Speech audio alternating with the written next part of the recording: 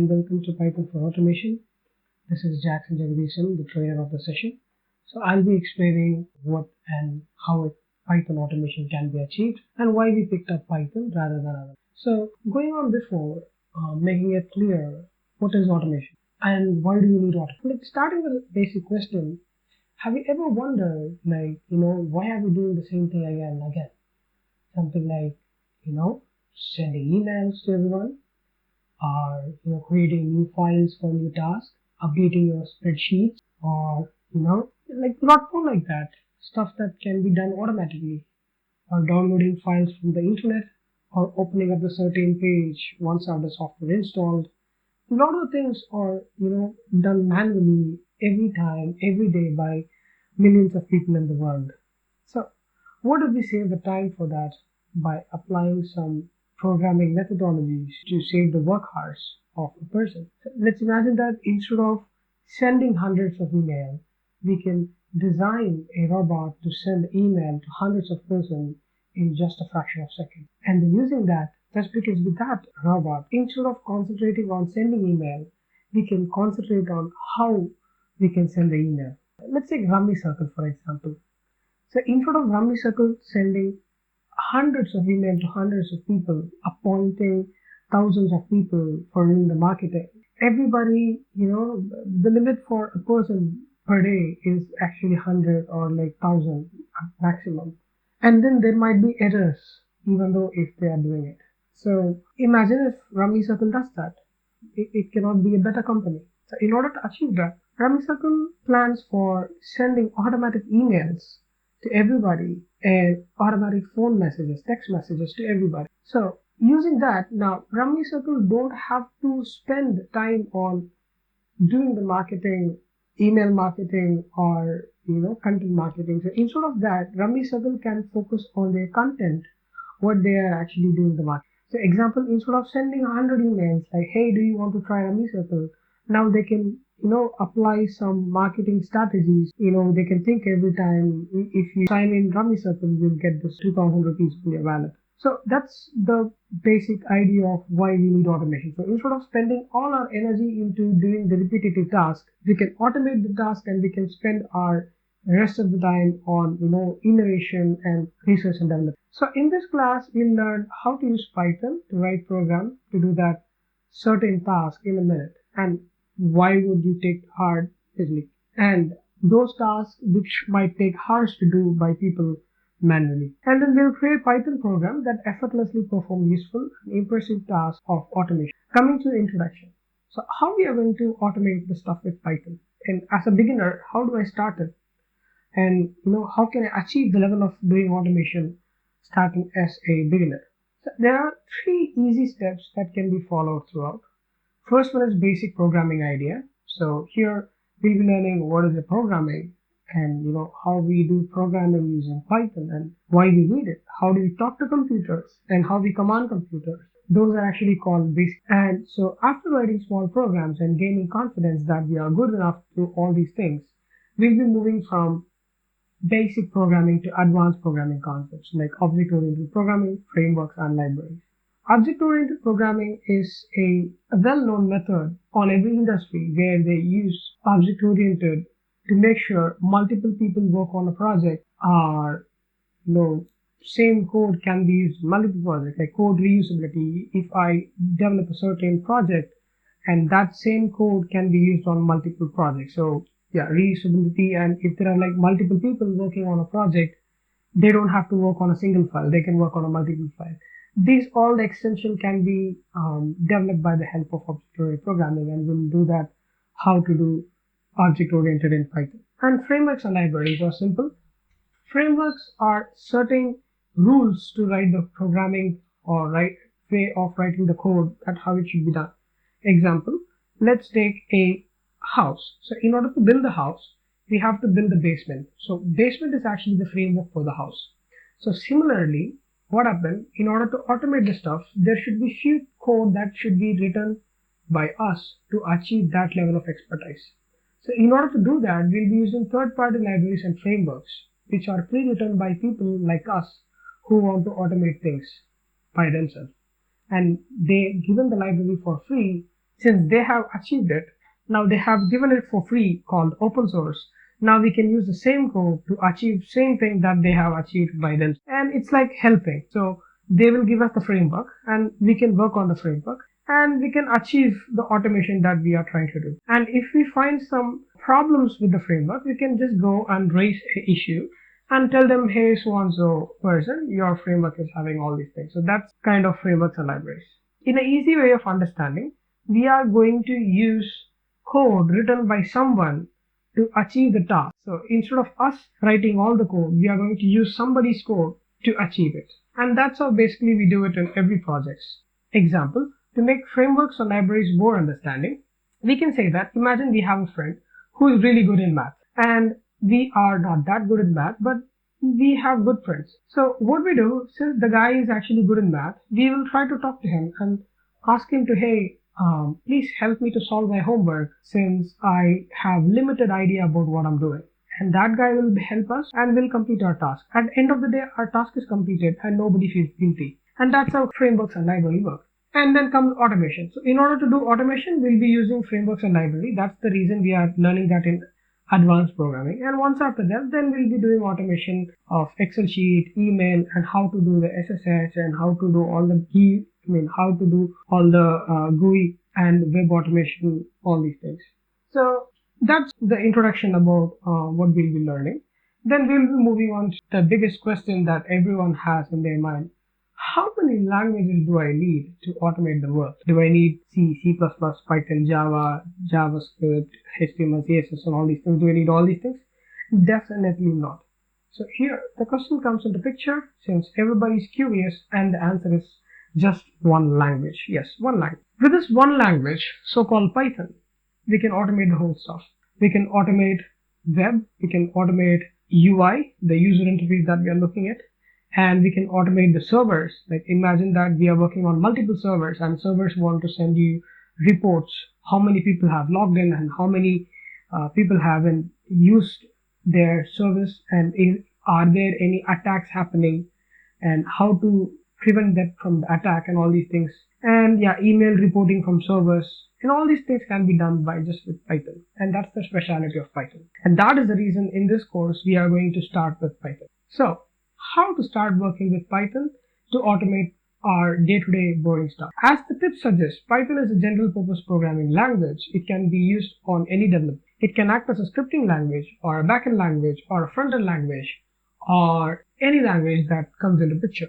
So thus the reason Python has been picked. It can be act as a scripting language, and also the one more best thing that why we picked up Python because it can directly talk to system hardware. Unless or otherwise, like other programming languages like JavaScript or Haskell or Scala, who cannot talk to our system hardware directly, like our C programming and C++, Python can also talk to our hardware. Imagine that Python can talk to your processor, Python can talk to your RAM, deciding how much memory to be used and how much processor to be used and how much time the process should be completed and all these things. It can be used to define. Then coming here, what are the different types of automation exist here? So simple, keeping it so simple here. We have totally 3 automations in the group of the whole. So first one is web automation. In order to achieve web automation, we'll be using a testing tool called Selenium. Selenium is a tool that is used for web testing or web development testing. Imagine that they have created Facebook and now they have to test it with how Facebook look like if there are 1,000 users. If there are 1,000 users. And in order to do that, we cannot call or hire 1,000 people to use the software. In order to do that, we can just write a Selenium program that is going to create 1,000 users and stress the database. It's really fast, really sleek, and really easy to learn. Since in previous days Selenium is used for automation testing, the other usage of Selenium has been discovered by web automation. Yes, of course, the testing tool that has helped a lot of projects to be tested now is actually going to help a lot of projects to be automated. Simple. And then now service automation. What are the service automation? Like SSH automation, email automation. Coming here to SSH automation, using SSH, you can log into server, we can check the log and we can check what are the people logged in and what is the status of it and what is the memory and everything that can be taken from the server. And for that, we'll be using a library called Paramiko. And for sending email, we'll be using a library called Emails. And then third one, interesting one, desktop automation. And that can be done by the help of PyAutoGUI, which is a library that we'll be doing in the example today. So these are the three important automation that can be achieved. One is web automation, other one is service automation, and the third one is desktop automation. And most commonly, since the basics has been ended, like what is Python we saw, and how Python can be used in automation, what is automation and why we need automation, we saw all these things. And also we saw what are the types of automation. Now it's time for us to dive into an example to check how it works. So what is the example that we are going to work? We are going to work on a PyAutoGUI library, which is a easy and simple one. Going back, let me create a new folder in the desktop. Right click, new folder, naming it as example auto. Now I'll be using this text editor called Visual Studio Code, which you can also download. I'll just open this folder in Visual Studio Code, and on our classes we'll see how to install Visual Studio Code and how to install Python and how to set up our development environment. As of now, skipping forward, directly opening the folder in VS Code. Now clicking new file and creating new file, naming it as example.py. Like .mp3 for music and .mp4 for videos, now we have .py for Python files. So these are common things, so called file extensions. In order to do that, as I said, we need a library called PyAutoGUI. Now I'm going to import it. Import PyAutoGUI, and that has been imported successfully. So in order to do that, first we are going to let's do alerts. How to send alerts here? So here, PyAutoGUI dot alert. What am I going to alert? Welcome to automation with Python. And then in order to run this code, all you have to click is this button. And yeah, we have this small window here. Welcome to automation with Python. Since I click OK, it will just end up here. This is an alert. And then later, our PyAutoGUI. So if you want to get a confirmation method, all we have to do is PyAutoGUI dot confirm, and then just give what you have to confirm. Example, shall I see to automate? Yeah, and then good. And I have OK or cancel. If I click cancel, it's going to cancel. If I click yes, it's going to give yes. So those are smallest thing that can be achieved with happiness. And then now, first thing, we have to check what is the size of the screen. Since we are doing desktop automation, a quick question, how are we going to use our desktop? In order to use our desktop, we'll be using our keyboard and mouse.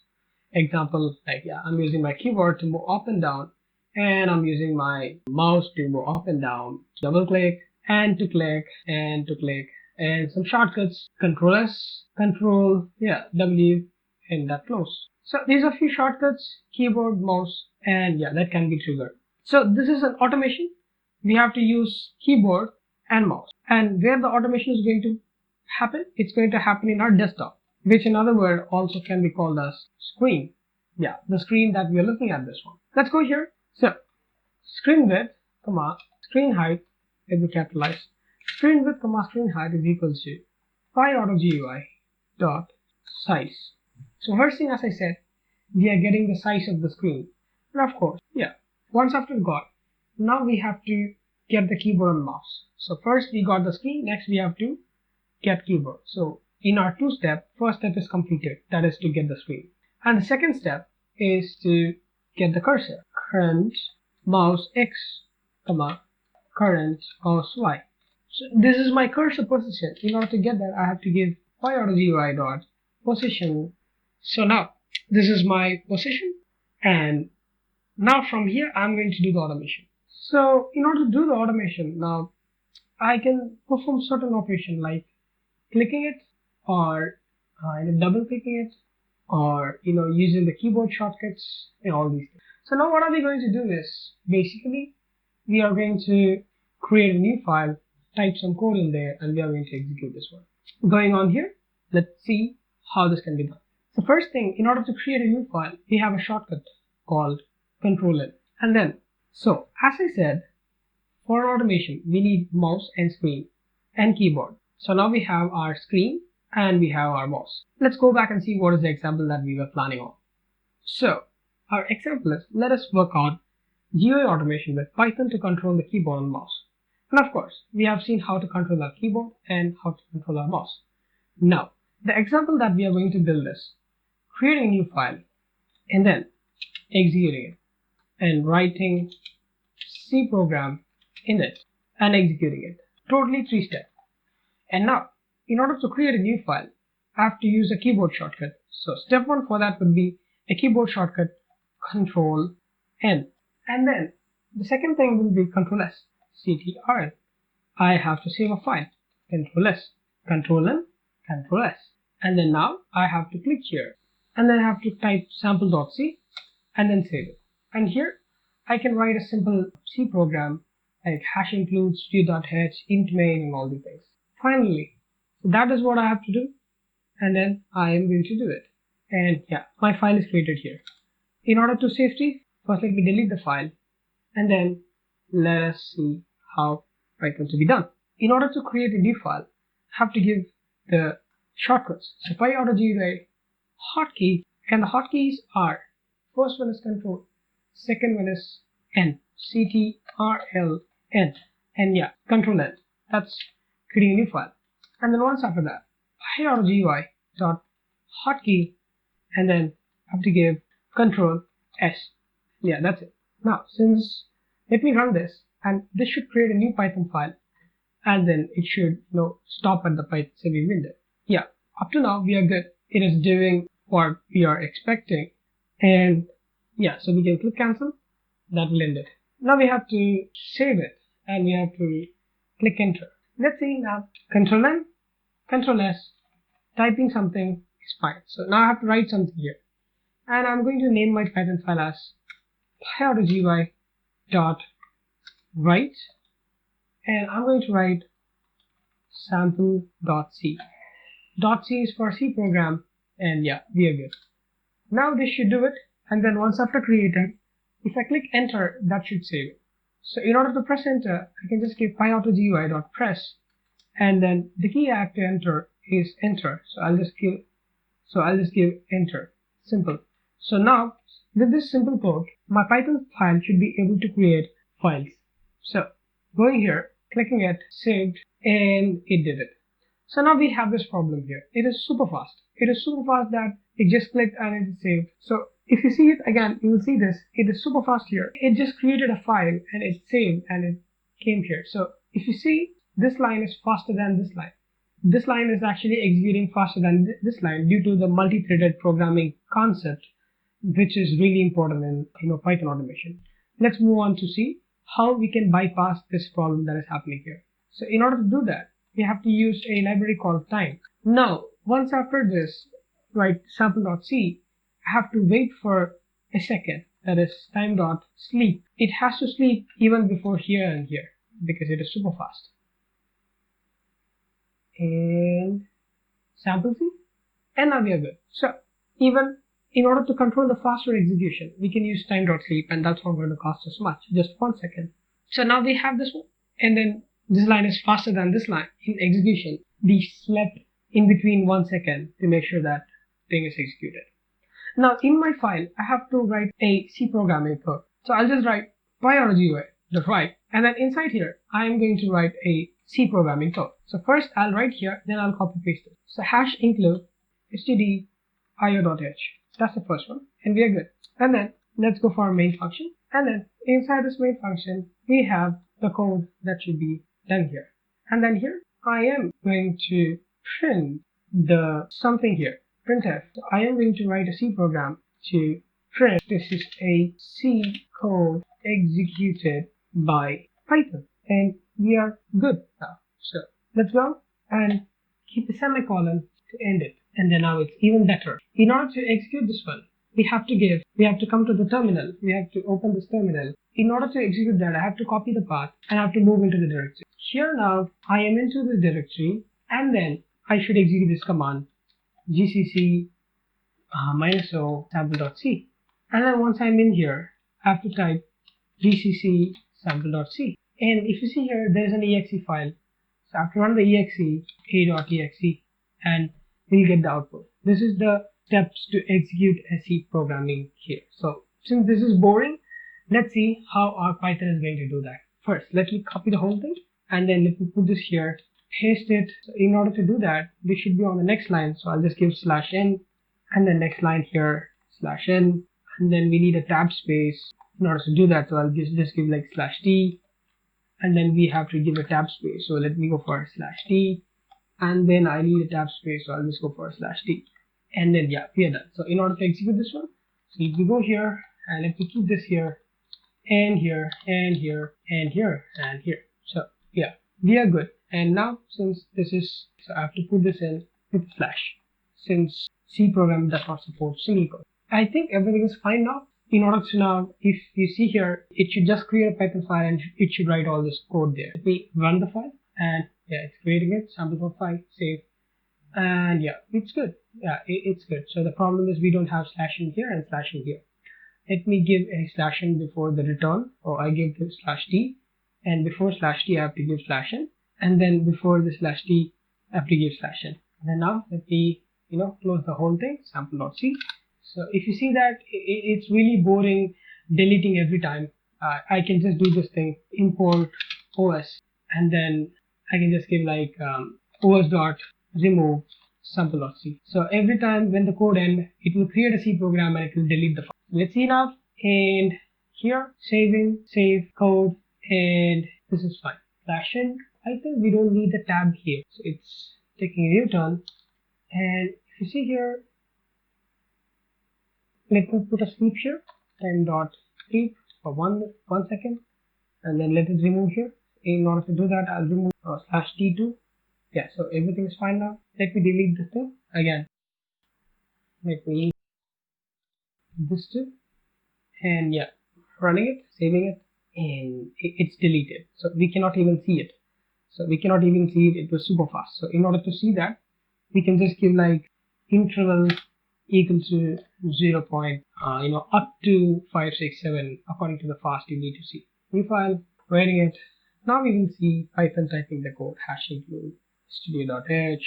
So I think I'll stop this code now because it's super slow. Close this, and then yeah, so I'll go with interval 1 because that was super slow. Now let's see what happens if I run this. Save it.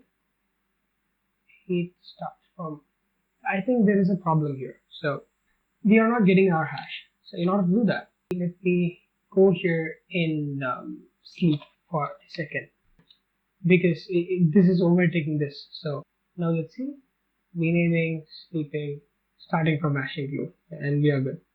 And it's really fast, super fast. So you can see that, and we are done. And we have 2 closing brackets. Okay, so I will remove the last, because in the editor we have this, right? So let's see now how the code is executed. Saving it, and #include studio.h, we're good, int, good, yeah, fine, super good, yeah, 0, perfect. The code is good, this will be executed, and we are good. Now in order to execute this one, there are a few steps to do. So first step, we saw how to create a file, and second step, how to write the code inside the file, how to save the file, and third step, we saw how to write code in the file. Now we are going to see how to execute the file. So in order to do that, we can just give like py.gui.hotkey, and then we are just going to give Control-R. We are going to use Control-R. So here we are going to type Control-R, and we are going to type cmd. Let's see that one, how this one goes. So here, Control-R plus py.gui.write. I have to write something there, py.gui.write, cmd, and then I have to hit enter. So I'll just give like py.gui.click enter. That will be here. Then after that, I'll sleep, time.sleep, and that's for 1 second. Let's now check how this works. Good and good. They have given Control-R. That's a wrong key. So it should be Windows R. I'll just give Win. Let's check now. Saving it. Tang, include studio, aim, int. Good. And now Windows R, cmd, and we are here. Good. So now here we have to execute a certain command here. So in order to do that, I will just give the command. So the first command that we are going to execute is cd space the path that is needed. So copy path and then paste it. So this is the first command. So I'll just copy the whole thing and then I'll just give it here pyAutoGUI dot write, and I'll give this command here, and we are good. So pyAutoGUI dot write, and this would be like interval would be like 0.1. So in order to see what's happening, I'll just give 0.1, and then now it should just go, and then later it should click enter. Yeah, the enter should be done, and then once after enter, let's sleep for a second. Time dot sleep. Let's sleep, and then after that we have to execute another command. We have an error here, so in order to do that, I'll make this R. So we will learn what is R and all these things later. First, let me make this double quote in order to make it comma, and then I have to give a comma here. That's a mistake, and that's good. So R means that it's a Windows path. So let me run this one. It should work fine.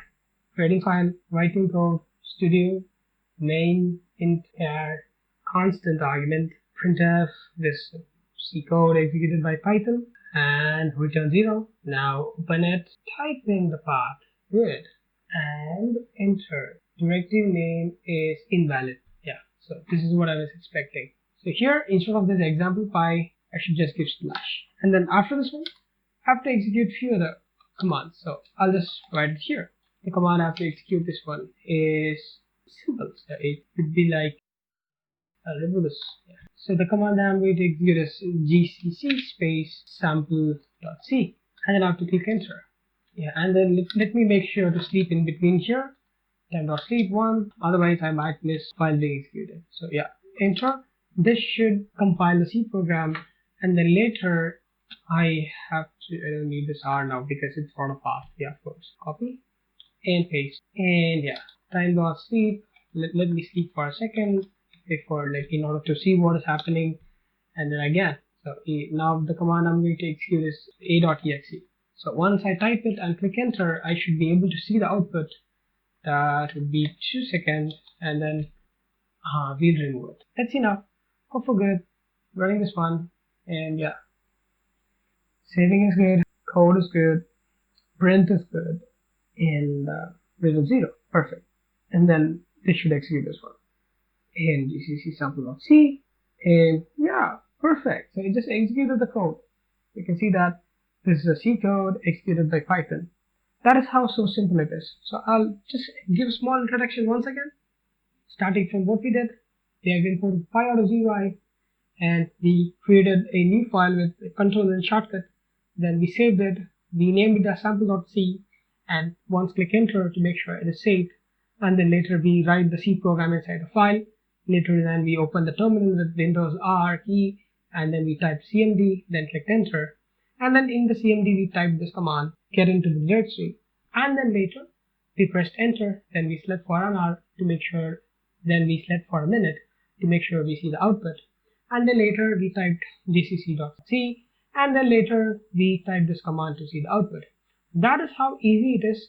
I'll run this once again to see how this thing is smooth as butter executing the code. This is absolutely mind-blowing. And yeah, and if you see, it's executing a C program. A programming language is executing another programming language. That's kind of how Python is really powerful. And it can be used in any type of task.